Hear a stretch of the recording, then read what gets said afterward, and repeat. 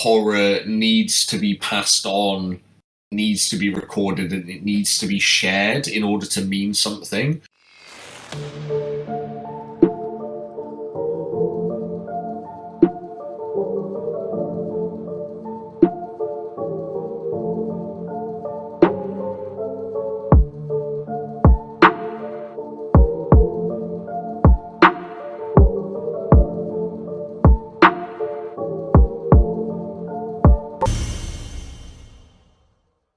Welcome to the Small Town Creepy Podcast. I'm Dex Creepy, your guide to all things horror media. Tonight, I have the absolute pleasure of interviewing Barney, one half of the duo that runs Parable Games. We discuss the creation of Parable, their games Shiver and Don't Play This Game, curses, collaboration and community, horror inspiration, and more. Can you tell us about Parable Games?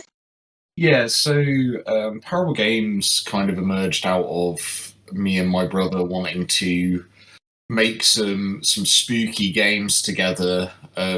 Initially, he had come up with this idea for what eventually became Shiver, and when he sort of showed me that, I was very keen to work together to try and get it made.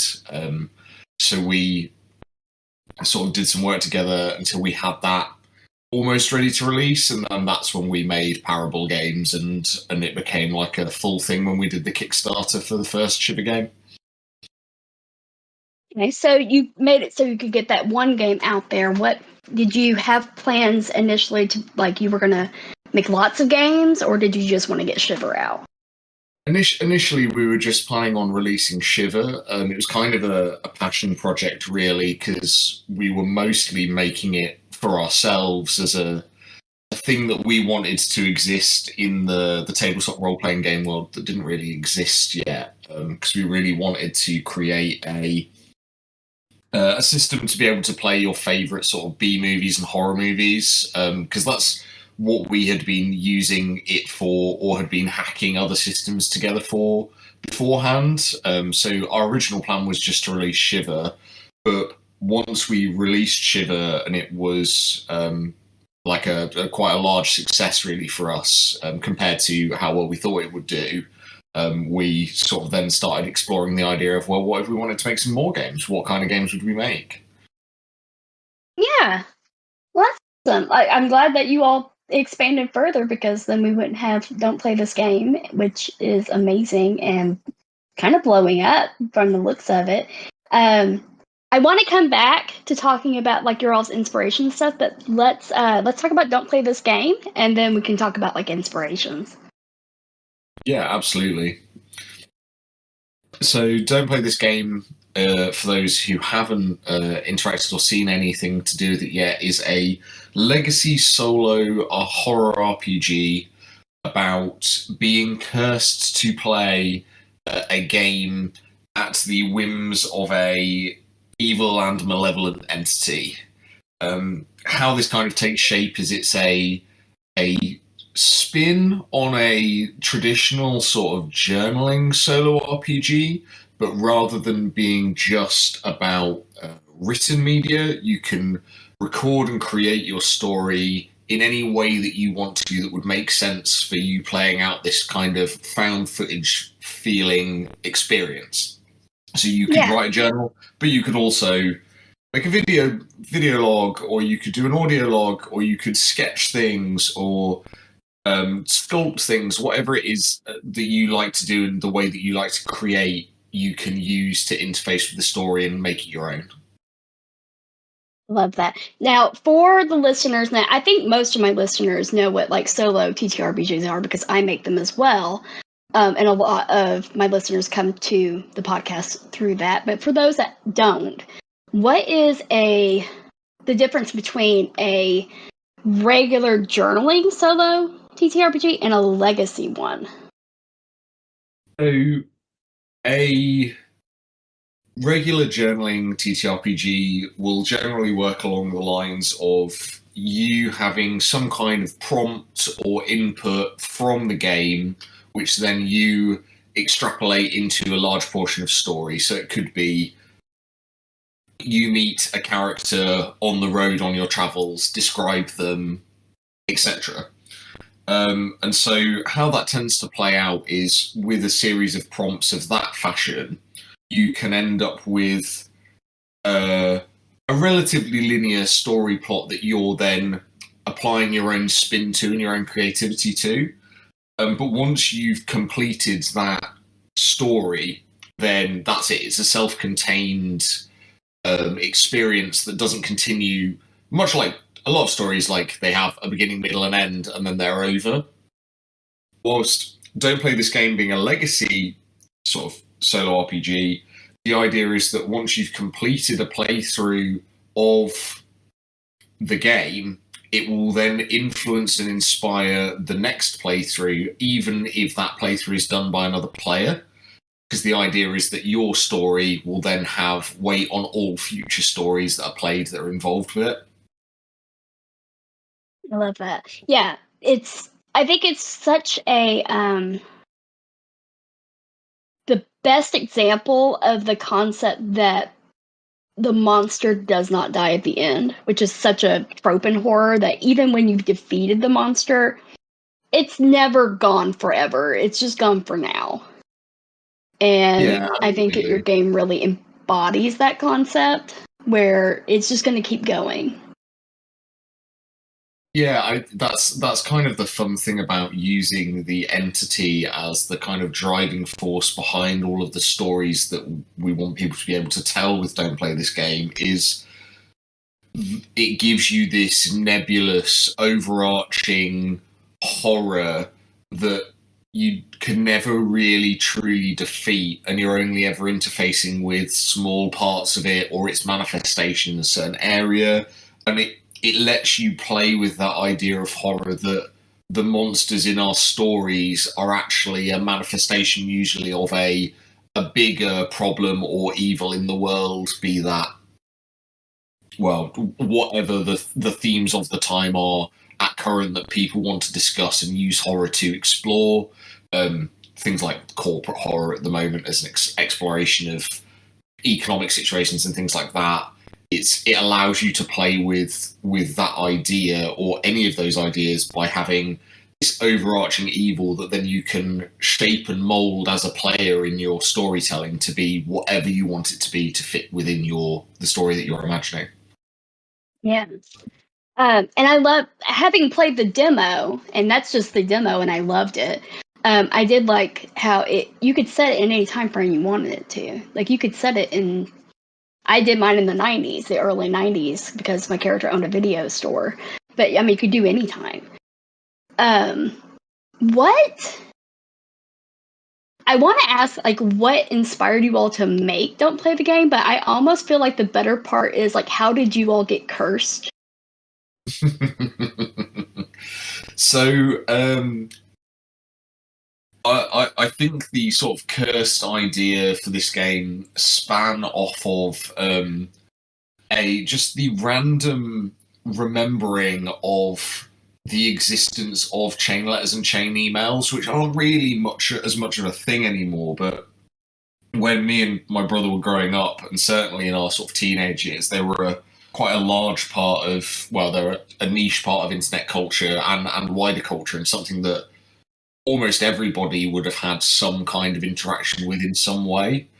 And so we kind of liked the idea of an experience that was based on that idea of like a curse that could travel from person to person, and really liked the idea that you could do that with a game, because it's a really fun way for a play experience to pass between people, especially on a horror theme. And then from there, we've been looking at wanting to make a solo RPG for a long time. Pretty much since we'd released Shiver, one of the things that we were really interested in looking at was like, okay, well, how would we do a solo RPG? And another thing that we were really interested in was, well, how scary potentially could you make a role-playing game?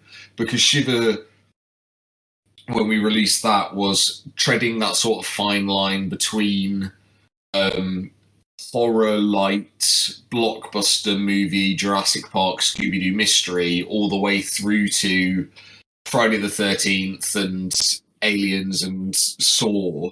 And so tonally it was dipping its toe into a lot of different things, which meant that it was never really, really scary or not scary at all, and was kind of towing that line. And one thing that we wanted to explore is, well, if we were to make the scariest game that we think we could make, what would that look like, and how would we include elements that we weren't able to include in Shiver? And that's where a lot of the sort of urban exploration and to be honest, a lot of the solo elements come from, is the horror that you can create with somebody playing alone is a completely different experience to getting around a table together. Oh yeah. I mean, isolation is a huge horror trope, so I love that as part of your game as well. But it's also, even though it's a solo game, because of the legacy work of it, it does feel like you're playing with other people. Yeah, definitely. Like the that's what we kind of liked about it, is it's secretly a multiplayer game in the collaborative storytelling element, and that, I think, for a lot of people is one of the main draws of tabletop role-playing games, is this idea of creating a world or story with other people as a collaborative experience, and by kind of dissecting that experience almost into a one person plays, but then it influences excuse me, everybody else who's playing, then you can have some really interesting collaborative storytelling experiences where I could be playing on one side of a country and then send my record that I've created in my playthrough to somebody in a different country or completely on the other side of the world, and they could then collaborate with me effectively to create this terrifying story that we would be weaving together on and on and on. Right. And the Discord community for it, it's such a creative community, and the bouncing off of each other, it's been fantastic to be part of. And I think that you've made something really, I feel like it sounds flippant for me to say you've made something really special, but I really do think you have. I think this is something that has inspired so many people to really take off in this world that you've laid the foundation for, and I think it's pretty awesome. We've been absolutely blown away by the sort of response on Discord, and sort of the response widely in terms of what people are creating with just the demo, and it's been really sort of fulfilling for us, because it's exactly how we wanted to imagine the game would be played, and we've put it out into the world, and it's exactly like we'd imagined it. People are making terrifying, cursed things and having an absolute blast, kind of creating these narratives. And I think we've kind of, and this was by design, really, that we have scratched an itch that not really any other games that are out there have managed to do yet, which is this idea that people want to make stories in a creative manner, but they don't always want that to be a journaling or a sort of spoken word collaborative storytelling experience. They want to be able to harness the other elements of their creativity towards that end, be that photography, video, audio, however they want to do it. And what that then does is it removes the current bounds of how people view how they would create stories in a role-playing game, and it kind of lets them cut loose with however they want to create, which is really, really nice. Yeah. It makes me think about other horror media that focuses on this legacy curse, or the chain letter curse, or whatever, that I've seen, like Video Palace, or even The Ring, where, or probably less The Ring, but probably more Video Palace, where they are turning it into music and written documents and videos and so much more. And I'm sure that makes the entity super pleased. Um, but it's not just the fan community. Like, you have a lot of people who are working with you on creating this game, some amazing artists. And can you tell us a little bit about what that's been like, working with these different artists? Yeah, that's been really cool. So one thing that we were sort of very aware of is because there's such a diverse way in which you can create the stories within the game, we wanted to try and work with a variety of different creators to make multimedia content to inspire people and show them what kind of things they could achieve playing the game creatively. So it's not just the illustrators that we've worked with, but we've worked with some amazing illustrators like Trevor Henderson and others who are masters of the kind of analog horror or like creepypasta feel, but they're using a variety of different mediums. Some of them are using photography, some of them are painting in acrylics, and it gives you that breadth of feel. But one thing that we wanted to make sure that we were doing with the illustration and creative media that we were putting out there for the game was that it feels like something that you as a player could achieve regardless of your kind of previous training or artistic ability. Like, we wanted to make it feel like, oh, I could take a photo on my phone and stick it in an app and just have a play around with it and put some eyes in the shadows, and I could create something creepy like this. And the same was true of all of the podcasts that we've worked with who have done sort of audio drama based stuff. Is like that in essence is what we want people to be aspiring to create on a audio record kind of idea. But yeah, it's been amazing working with all these different creators who have kind of got in contact with, and they've seen the project and they're like, oh yeah, we would love to work on this. Like, it's exactly the kind of thing that we like making stuff for. That's awesome. I know you can't see me, and I know, of course, my listeners can. I'm just grinning ear to ear because not only is this such an amazing game just from the glimpse I've seen of it, but this sounds like you all, like you said, this is exactly what you wanted to see this happen. It's almost like a nightmare come true. I can't say it's a dream come true because that seems a little off. Yeah, absolutely. It's gone about as well as I think we could have ever hoped it would. Really, the response has been amazing, and it's always scary when you're making a new thing and you're kind of finally putting it out there in the world. It's like, well, we've had all of these talks and discussions and design meetings about how we want to make this thing and what we want it to achieve creatively and how we hope that people will receive it, and putting it out into the world and seeing that be exactly the response is phenomenal. Yeah, it's something that I think a lot of creatives struggle with. I know I struggle with as a creative is trying to get what's in your head out there in general. That's hard. Like, that's like the biggest struggle ever, is just getting what's going on up here onto paper or onto canvas or whatever. So doing that, and then also knowing that it's mirrored back at you by players and other creatives, that's mind-boggling, but in like the best way. But thinking about like mirroring back stuff, you were talking about, especially with Shiver, about being inspired by like B-movie horrors. What major inspirations, not just for Don't Play This Game, but like just making horror games? Because horror is not the favored genre of TTRPGs or creativity in general. Like, gets a lot of backlash. So what made you want to make horror?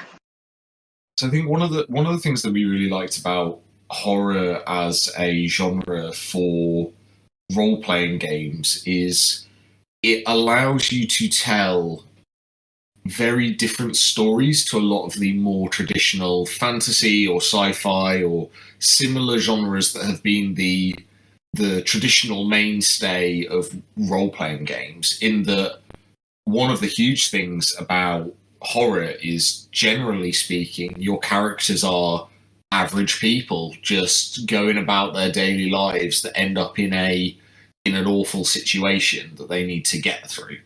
I feel like fantasy and those kinds of genres are really good for exploring that kind of like power fantasy, or like completely removing yourself from the world in an escapist fashion, in creating these like extravagant stories that are nothing like reality. Whilst I think horror for us gives people a way to look at the world through a new lens in actual reality, and it lets you talk about the real world in really interesting ways and create stories that are much closer to home, and therefore can have a much deeper emotional connection and impact with the players telling the stories. I love that. Yeah, that's one of the reasons why I love horror as well, is because it does allow you not only to view problems in the real world or in your life through a different lens, but it allows you to talk about them in ways that I think gives you a little bit of an out. Like, I know in like literary fiction or nonfiction, we get, you have to make sure you get everything right. It's controversial when you talk about problems. But in horror, it allows you to process some taboo emotions and things like that. So it's a fantastic medium. What horror media inspired you, either for this game or just in general? Like, what are the ones that you tend to turn to, or you feel like you saw or read that and were like, yes, this is what I want to do? Sorry.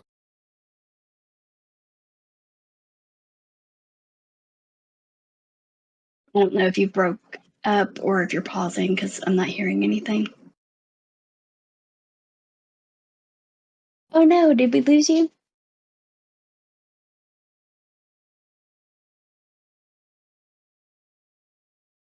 Yeah, I can't hear him either. I'm gonna DM him. Can you hear me now? Oh, I can hear you now. There we go. Okay, great. Yeah, you cut out halfway through the previous question, so I think we just had a bit of a connection issue. Yeah, what was that last question? Sorry. Oh, I was saying, what media inspired you, that like you watched that or you read that and you're like, this is what I want to make, either in general or for the Don't Play This Game? So for me, when we're creating Shiver, I'm quite a big sort of like tongue-in-cheek horror meets like blockbustery or pulpy story fan.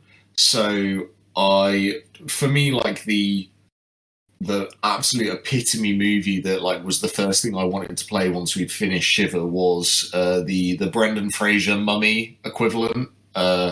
Just an absolute, like, it's scary but not really, and very fun to play around with. Because when we first started writing Shiver, I wasn't as deeply ingrained as the horror genre as my brother is. And sort of over the process of creating these games, I'm just like becoming more and more deeply ingrained in the horror genre as I watch more and more stuff and read more and more stuff, which is really fun for me.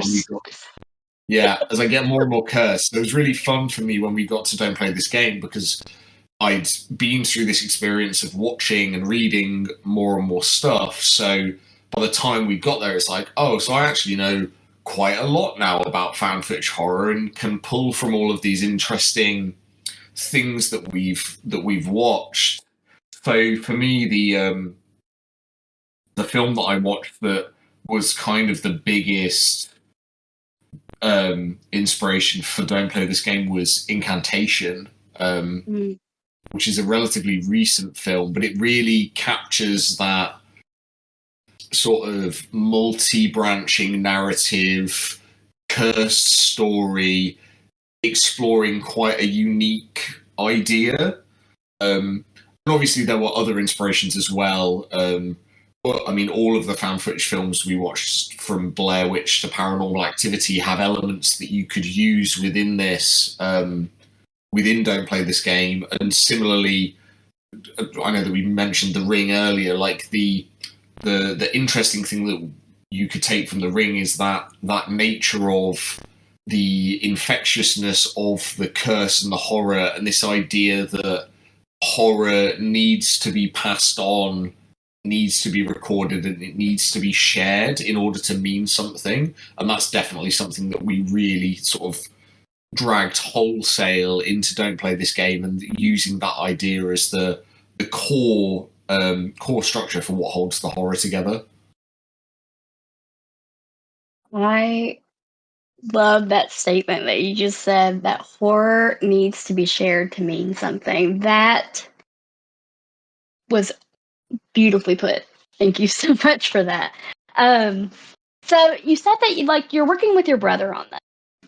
What do you feel like is, or how do you two work together? As somebody who doesn't work well with others, that blows my mind whenever people are partnering. I think it's really cool, and I'm always just curious, how does that work with the two of you? So it's fun because we can.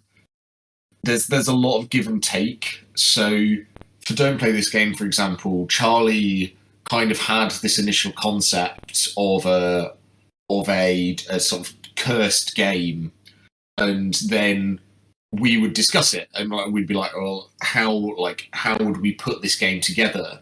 And that discussion then takes his initial idea of this cursed game. I'm like, oh, what if we added a multimedia element rather than just journaling, and that would mean that people could create like artifacts, and it gets you into that kind of tactile nature of found footage horror, to which then he comes back with the idea that as like, oh, what if we actually got people to go outside and explore things and incorporate like an urban exploration element to the game. And what having multiple people working on the project does is allow us to unlock ideas that if we weren't kind of bashing heads together trying to work out what would be best, we'd just end up making a portion of that game rather than having kind of a assimilation of ideas and really kind of honing each other's ideas to make them better.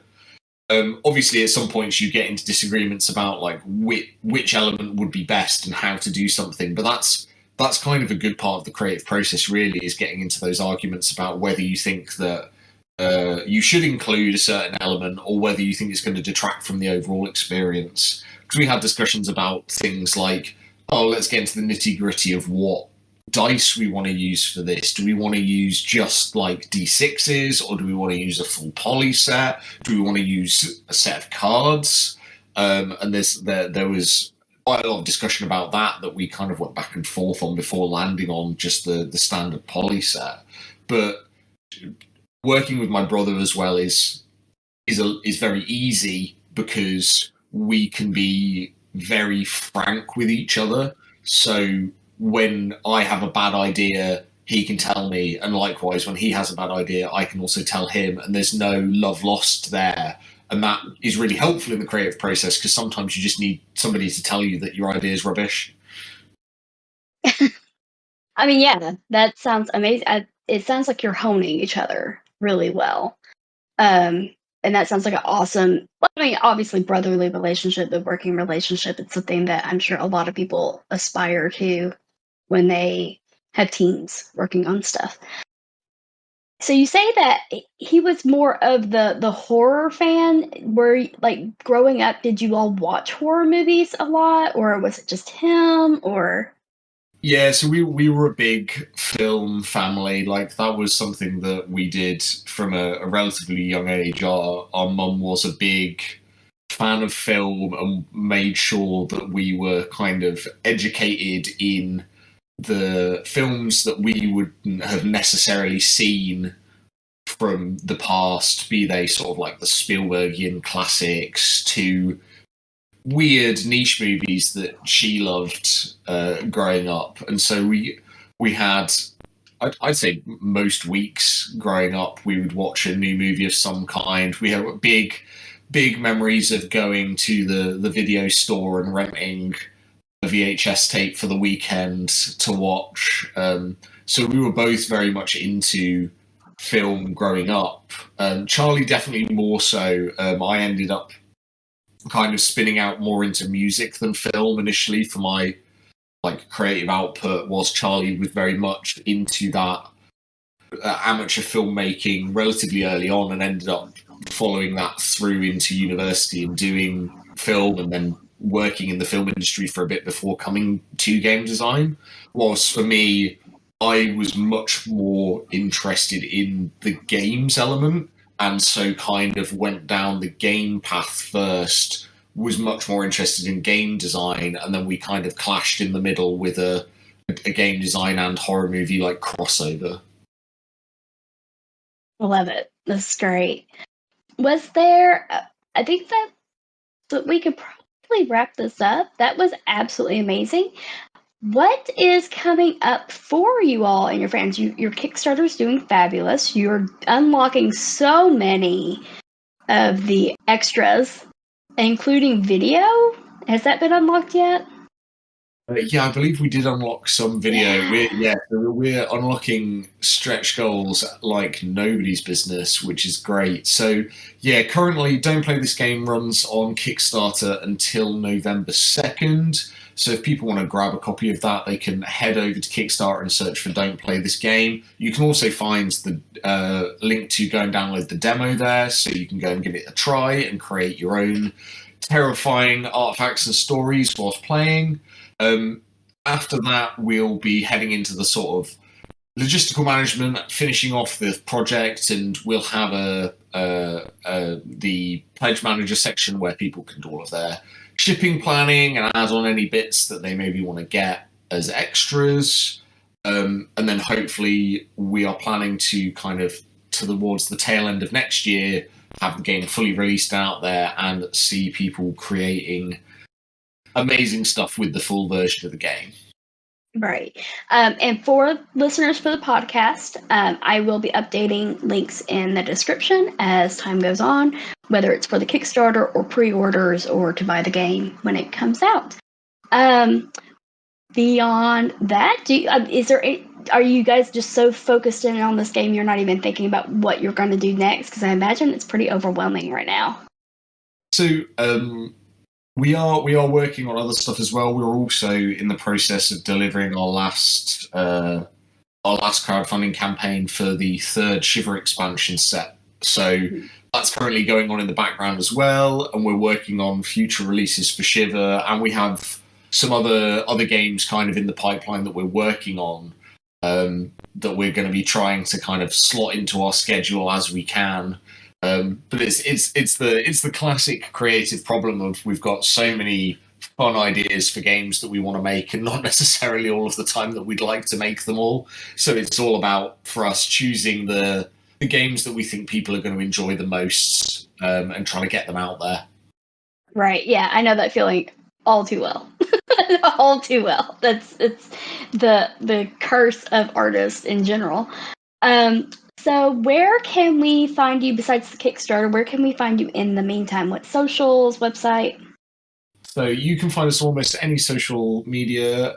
So you can find us on Twitter at Games Parable. You can find us on Blue Sky, very similar. If you search Parable Games on almost any platform, you'll find us. We also have specific Facebook and Instagrams for each of our games. So you can find us at Shiver RPG or at Don't Play This Game or Don't Play This RPG. You can also find us on YouTube at Shiver RPG. And you can also find us on Discord. We have a Discord for Don't Play This Game, which if you're excited about making some creepy stuff and sharing it with other people, absolutely join the Discord. It's a really phenomenal community already in the space of only a few weeks, really. So the links for that and all of the other Don't Play This Game social medias are on the Kickstarter as well, so you can jump in there. We also have a Discord for Shiver, if Shiver is more your speed. But yeah, search Parable Games. We are floating around the internet, and if you can't find where you want to find us, message us on Discord or just drop us a message on Kickstarter as well, and we'll get back to you. Yes, the Discord is amazing. I can say that as somebody who has really enjoyed their time in there. I've also done a playthrough of the demo, which you can find on the blog. That also has all of your all's links to find you all on that. So thank you all for listening, and thank you, Barney, for being with us today and doing this interview, because I'm very excited for your game, and I was telling my darling friend Ashley, who's in the audience, how excited I was for this interview just moments ago before we started. Well, thank you very much for having me on. It's been a blast.